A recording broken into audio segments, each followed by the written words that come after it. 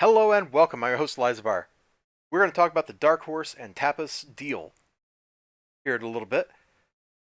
All the commentary I've seen about this has been in written form, so I don't think I've ever heard anybody actually pronounce Tapas for me, so I don't know if I'm pronouncing that correctly.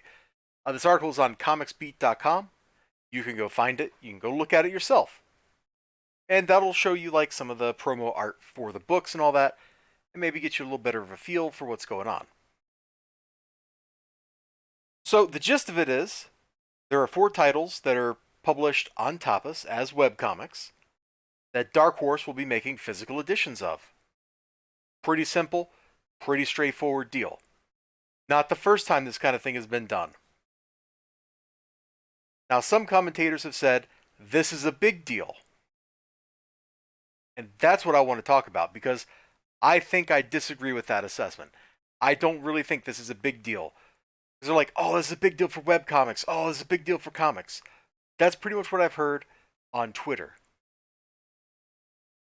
But a historical perspective kind of says otherwise. Tapas has already made deals just last year to publish some of their comics through a different publisher.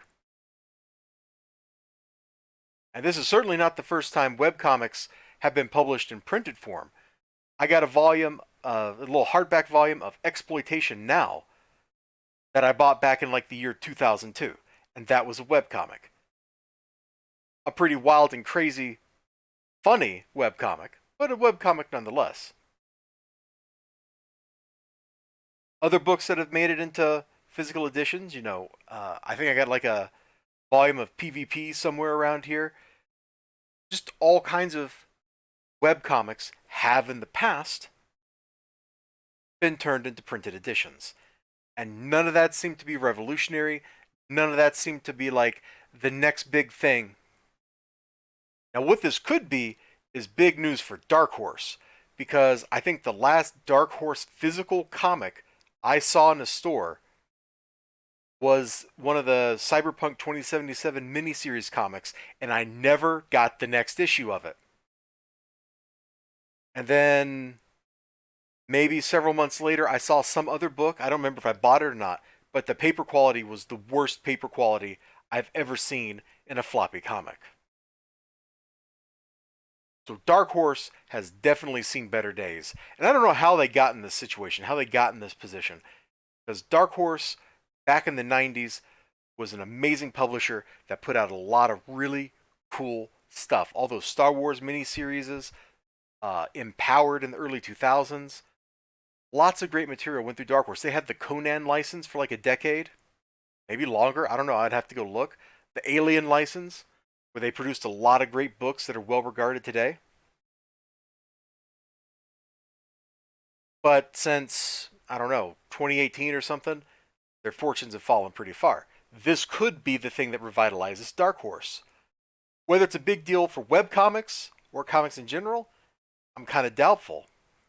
One of the things that's interesting about this deal is typically comics published on Tapas and similar websites are vertical scroller comics. They're meant to be read top down, and they will require like some re-editing, some rejiggering to go from that format to the page-by-page format with reading from top left to top right and going down like you're making a big Z across the page. They'll require some formatting to do that.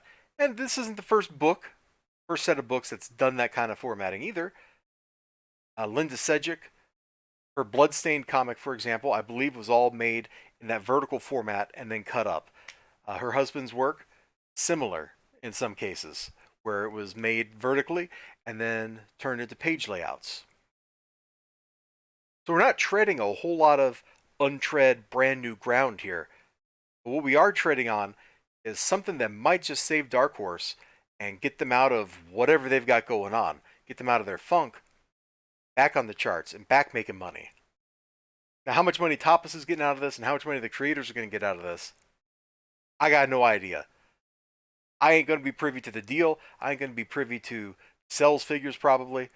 And honestly, I'm probably going to forget that this is happening because none of the titles that they're publishing look like things I'm into. But good for Dark Horse for making this deal because I think it's going to do them some good, if nothing else. Thanks for joining me. If you've been thinking about this and you got some comments, feel free to leave them down below. I'm always interested in hearing what people have to say. Otherwise, you take care of yourselves, have a great day, and I hope to see you again next time. Bye-bye.